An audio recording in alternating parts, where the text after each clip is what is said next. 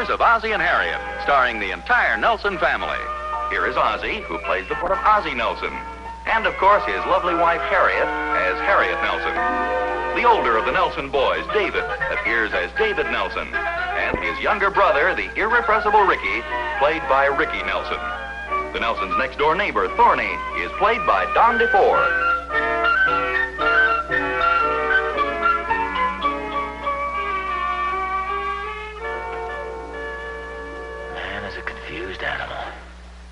What did you say?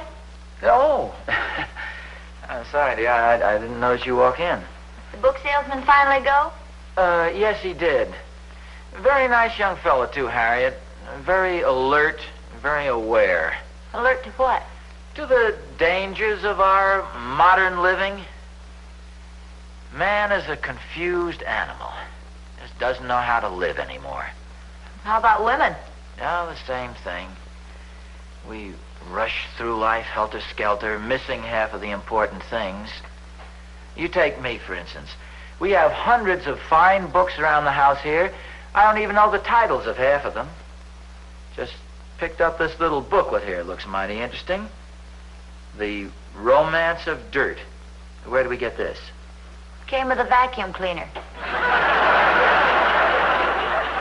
You see, it's different now than it was in the old days. In the old days, people used to take time out to reflect a little bit. They'd get out under a big tree and browse and commune with nature and think things over. Nowadays, man has lost his intellectual curiosity. It's just as I said before. Man is a confused animal. I thought the book salesman said that. Well, yes, he did, but it's very true, Harriet. You take even in reading, for instance, the kids of nowadays. What chance do they get to become acquainted with really good literature? I mean, they spend their time reading comic books, they look at television, they watch moving pictures, they listen to radio. It's no wonder they're confused. Hi, Mom. Hi, Mom. Oh, well, hello, boys. How was the picture? Oh, swell. Yeah, especially when the old man gets stabbed. Oh. Well, how about when the mother drinks the poison? There's this pretty girl in it, but she goes crazy. Oh, that's great. It was because her father got murdered. But can't you pick out something not quite so... I mean, a picture like that? I mean, it's such bloodthirsty junk. Golly, the trash they write nowadays. What was the name of the picture? Hamlet. Well, as I say, I have no objection to you going to the movies, but I just don't want you to lose sight of the fact that we have some wonderful stories right here at home that you guys can read. A lot of fine books. Harriet, just pick out any book at random. I want to read a passage to Ricky and show him what I mean. Just any book at all. Thank you. Always empty dust bag after using.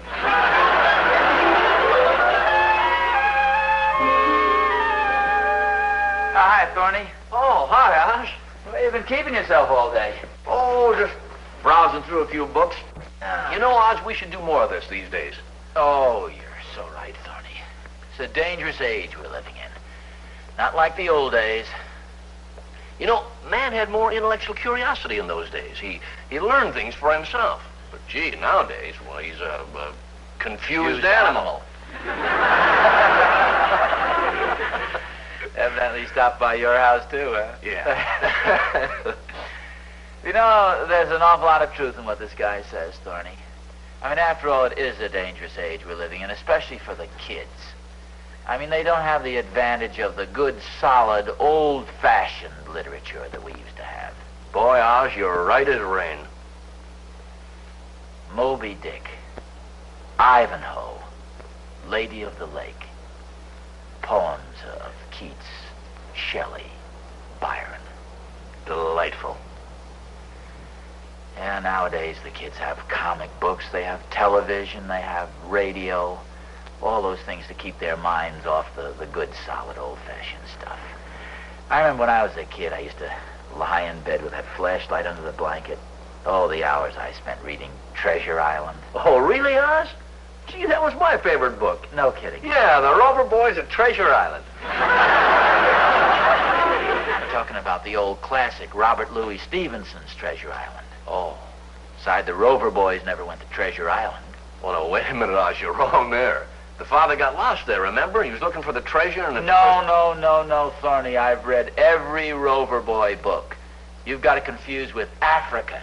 Don't you remember? And besides, it wasn't the father. It was Uncle Randolph.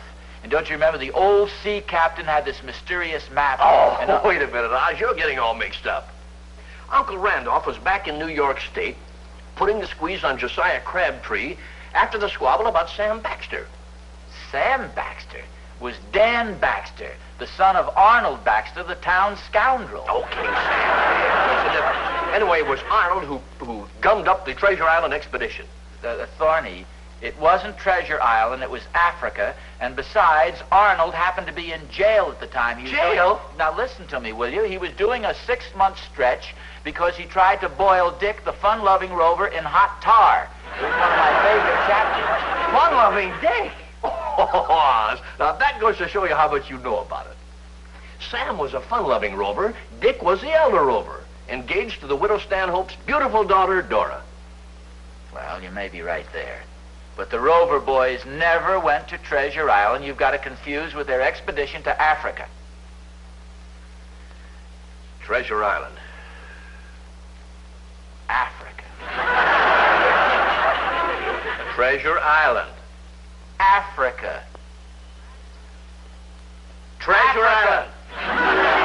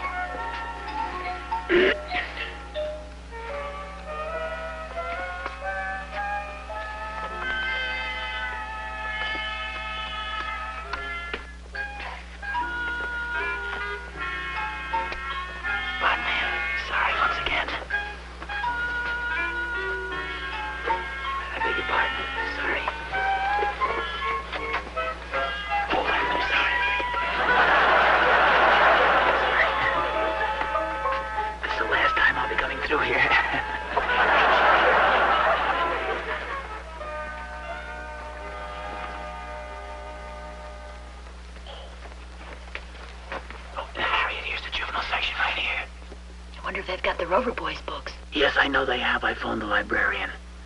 Under an assumed name, of course. Rover Boys on land and sea. Rover Boys in Mexico. The Rover Boys at Treasure Island. Where? No. If you see the Rover Boys in Africa, let me know.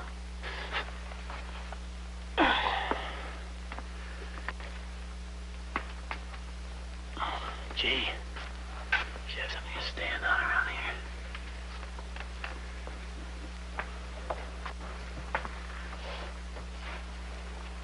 This ought to do it.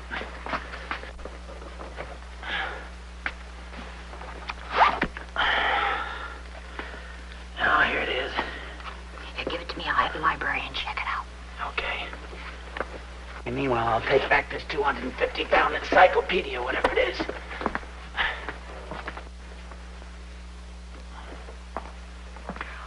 Hello there, Mr. Nelson. Oh, you're David's English teacher, aren't you, Miss? Yes, Miss Fraser. Mrs. Fraser, how are you? Very well, thank you. Well, this is a pleasant surprise. Oh, it isn't often that we meet one of the fathers in the library. Oh, well, I had sort of a a literary discussion with my neighbor, Mr. Oh, Thornberry. about Sir Henry Parkinson? I beg your pardon? His history of the Peloponnesian Wars. The book you have there. No, not. Oh, you're just like all the others. Am I? You're a little bit ashamed of yourself, aren't you?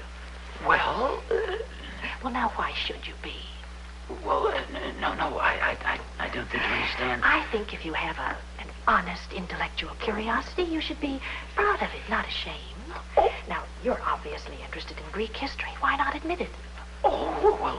Yes, naturally, everybody's interested in Greek history, but actually, you see, I just came down to do a little research. Of Mr. course, Thornberry. you wanted to brush up a little. Yes. Well, I must admit I'm a little rusty on the Peloponnesian Wars myself. That's How long understandable. since you've read it? It's been quite a while. I bet you haven't opened it since college. Maybe even longer than that. The main thing is that you still have the interest. You know, that's what true intellectual curiosity gives us, Mr. Nelson. The hungry mind. Sure. I made arrangements.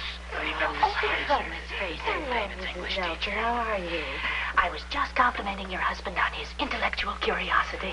Yes, thanks. Harriet, pardon me, Miss Fraser, if we hurry along, we have a few errands to do. Do you want to take a book? Yes, but this is the book mainly. I'd like to have this, the Peloponnesian Wars by Sir Henry Parkerhouse. Parkinson. Well, I'll go along first, Harriet. I want to get the car out of the Parker house. Goodbye, Mr. Nelson. Bye-bye. Goodbye, Mrs. Nelson. Goodbye, Miss Fraser.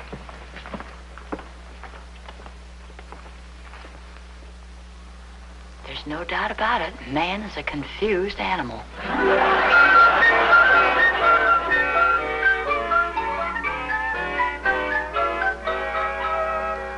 Listen to this, Harriet. The causes of the Peloponnesian Wars are understandably complex in that Patadea, a Dorian town on the western promontory of Thrace, was induced to revolt with the support of the Macedonian king Perdiccas, formerly an Athenian ally. Imagine that. Yeah. What does it mean? I haven't the faintest idea. Where'd you get that big book, Pa? Oh, I got it at the public library. It's a book on Greek history. That's the thickest book I've ever seen. Well, it takes in a lot of territory. You see, it tells all about the Peloponnesian Wars. Must have been some fight, boy. Well, it also covers a lot of the history of the times. When are you going to start reading it, Dad? Well, there's no particular hurry. It's a 120-day book.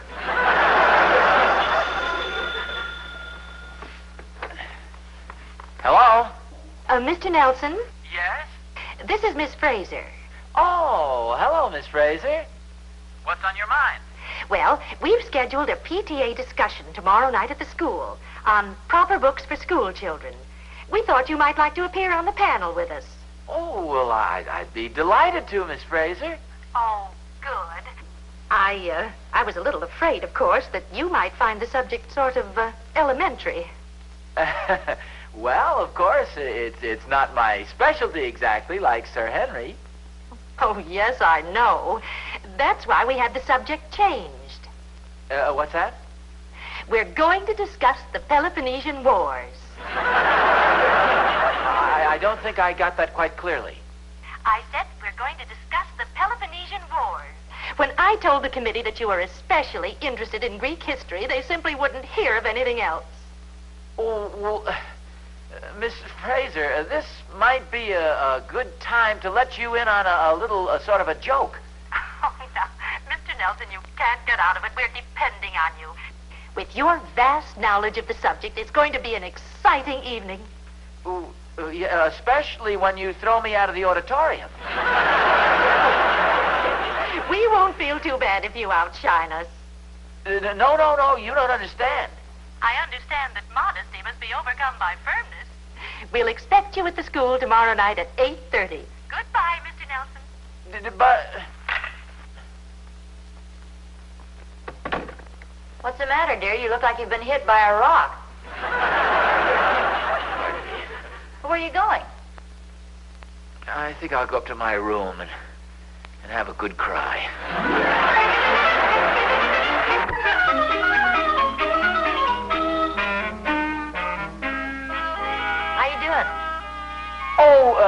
too bad. It goes a little slowly at first, but then after you get warmed up to it, it speeds right along. You know, it's funny, more people aren't interested in this sort of thing. What do you mean? Well, I noticed the last time this book was borrowed was December 10th, 1910. What page are you on? Page 8. Okay, page 8? Well, tomorrow night is the discussion. How you doing, Dad? Oh, pretty good, David. I'm on page 8. Gee, you sure are a fast reader, Pop. Well, there's a lot of meat in this stuff when you get to the interesting part. Here, listen to this. Reads almost like modern fiction. After Herodotus had resided for some 7 or 8 years in Samos, events occurred in his native city which induced him to return thither. The tyranny of Lygidamus had gone from bad to worse, and at last he was expelled. You know, now, stuff like that, you just can't put the book down. Heck, I can't even pick it up. Still wonderful reading. Listen to this. The city of Epidamnus stands at the right of the entrance of the Ionic Gulf. I'll get it, Mom. I'll go with you. Harry, where are you going? Hey, wait for me. No, Ricky, come here a second. Heck, I don't want to hear any more either, Pop. Now, it won't hurt you to listen to some of this. 12 miles away was a colony of Corcyra, founded by Phallius, son of Eratocleides, who had been summoned for the purpose from the mother country. Pop, Yes? don't you think it's about time for me to go to bed? If you just listen carefully, you might find this very interesting. Careful, out of the way, Ricky. What the heck is that, Harriet? The man from the library just brought that in a jeep. What is it?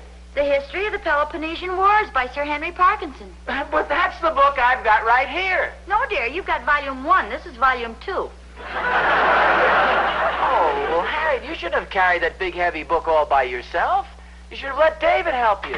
David, he's got his hands full with volumes 3 and 4.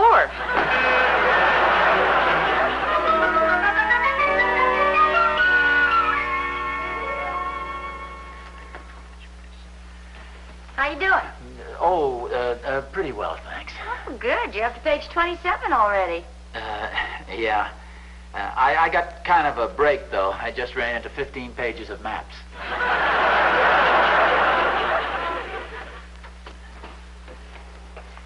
You!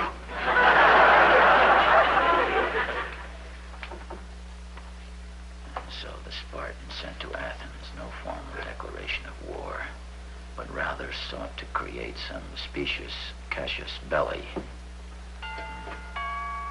Harriet, would you mind answering the doorbell, please? Intending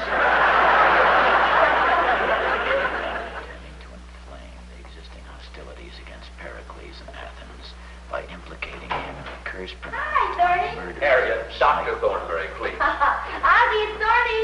Where's my colleague, my fellow scholar? Oh, I'm here in the dining room, Thorny. Greetings, Professor. What are you doing over here this hour of the night? Never let it be said Thornberry didn't come prepared. We got to bone up Oz, Byrne the midnight oil. Well, what do you got here? What have I got here? Well, now, that's a fine question to ask after you roped me in on the discussion. I cleaned the entire shelf of the library, Oz. All 8 copies. 8 copies of what? Well, the Rover Boys. The Rover Boys? Oh, sure. Miss Fraser called me and asked if I'd like to join in. Well, you mean to say the discussion is about the Rover Boys? Harriet, for goodness sakes. Here I'm studying this whole big Peloponnesian... Thorny, do you remember exactly what Miss Fraser said to you on the phone? Why, certainly. She said Oz was conducting a discussion on the Rover Boys and without... She said Rover Boys? Well, maybe she didn't exactly say Rover Boys, but she said the book I was discussing with Mr. Nelson this afternoon. Now, what else could it be? Thorny, sit down for a moment. What's the matter? You tell him, dear. I'll make some fresh coffee. Thorny, my fine old gray-headed friend. I don't have gray hairs. You will. Just what do you know about the Peloponnesian Wars? I have the layman's knowledge. Absolutely nothing. What's this got to do with the Rover Boys? Thorny, hold on to your hat. The discussion tomorrow night is about the Peloponnesian Wars. Oh, now, wait a minute, Oz. How can anybody say Peloponnesian into one phone and have it come out the other phone, the Rover Boys? Relax, will you? You're getting panicky. Now, all we have to do is just read through these 4 delightful volumes. So just lean back, take your coat off, and let's get to work. The eye drops are right over there on the buffet.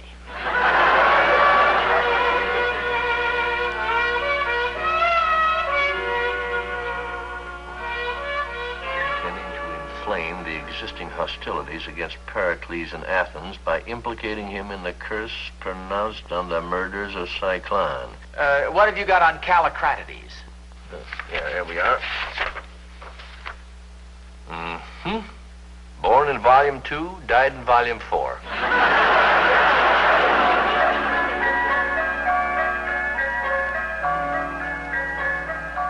And took another road into the plains of Argus. Oz, that's absolutely right. How do you like that? How you doing, fellas? Oh, hiya, Harriet. Ask us anything reasonable about the Peloponnesian Wars, and we'll give you an answer just like that. Any reasonable question. Go ahead, ask us one. Okay, who won? That's not a reasonable question. No, wait a minute, Oz. You've got a good point there. We'd better look it up. They might hit us with that tomorrow night. Wait a minute, would you two stand by for an important announcement? Such as what? Oh, Miss Fraser phoned. The discussion's been called off. What? Oh, what a disappointment. Oh. If my post hard enough, I could talk you into going to the movies?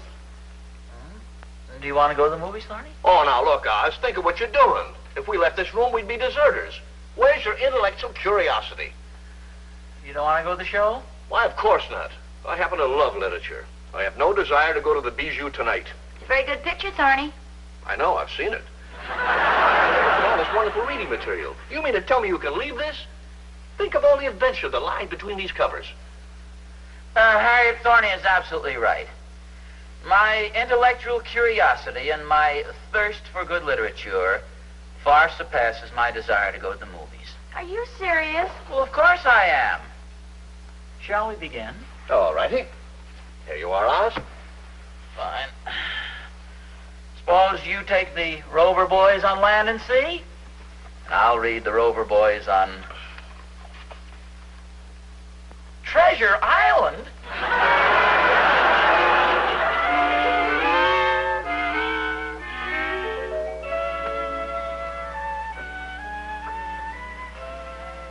You're just coming to bed? Oh, I'm sorry. I didn't mean to wake you.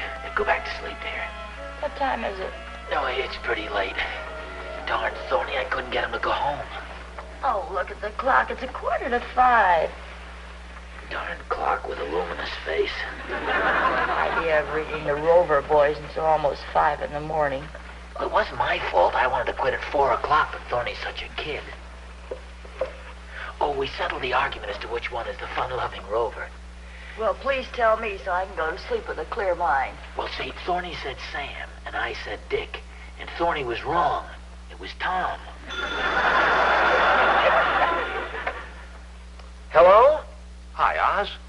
Thorny, what do you want? Well, I'm having a little trouble. Will you put Harriet on? I want her to explain something to Catherine. Well, what's the matter?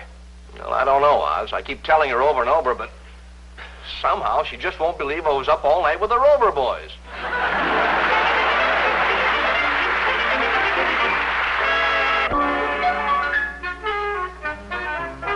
Oh, Harriet, look what just arrived by special messenger.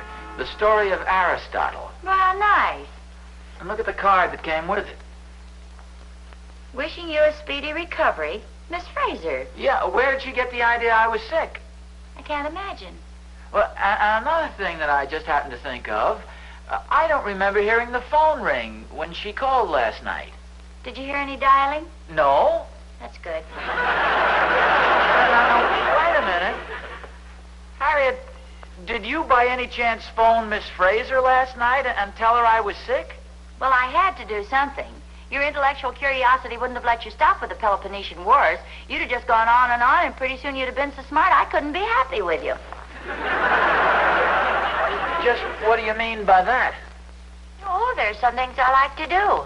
If you grow any smarter than you already are, I won't be able to do those things. What kind of things? Oh, little things. Like making phone calls and not having you catch on until the next day.